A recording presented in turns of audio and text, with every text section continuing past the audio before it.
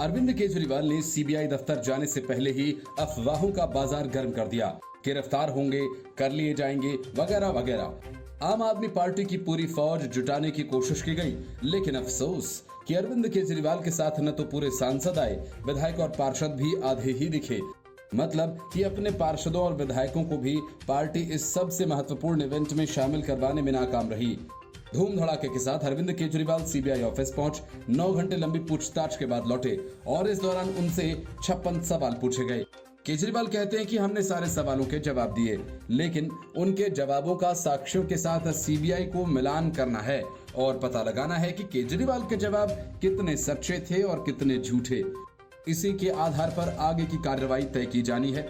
सूत्र बताते हैं कि केजरीवाल ये नहीं बता पाए कि आबकारी विभाग की वह लापता फाइल कहां है, जिसकी तलाश सीबीआई और ईडी दोनों ही को है। और भी कई ऐसे सवाल हैं जिसके तसल्ली बख्श जवाब केजरीवाल नहीं दे पाए। सीबीआई अफसरों ने यह भी पूछा कि आबकारी नीति कब और क्यों शुरू की गई थी।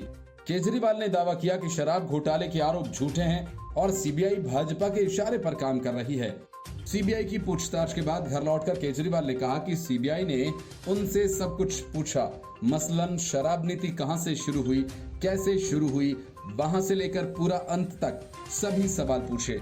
साल 2020 से लेकर अभी तक जो कुछ भी हुआ उस सब के ऊपर लगभग 56 सवाल पूछे गए।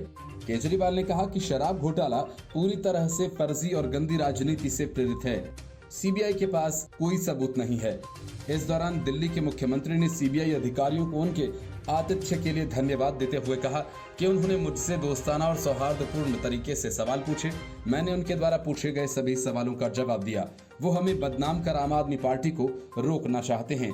केजरीवाल ने कहा कि आम आदमी पार्टी कट्टर ईमानदार पार्टी है। हम मर मिट जाएंगे लेकिन अपनी ईमानदारी से समझौता नहीं करेंगे।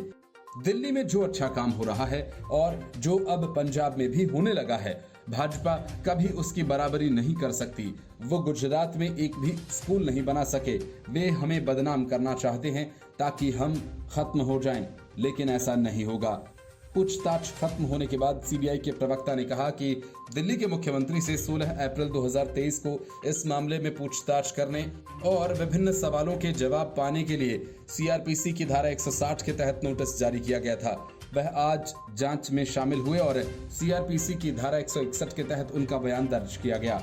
सीबीआई ने कहा कि केजरीवाल के बयानों की पुष्टि की जाएगी और उपलब्ध साक्ष्यों से मिलान किया जाएगा। लापता फाइल के बारे में भी पूछे सवाल।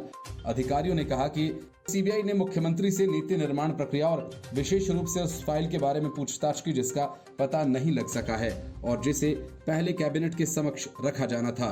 उन्होंने कहा कि विशेषज्ञ समिति की राय और इस पर सार्वजनिक एवं कानूनी राय वाली फाइल्स को कैबिनेट के समक्ष नहीं रखा गया था और ये अब तक नहीं मिली है।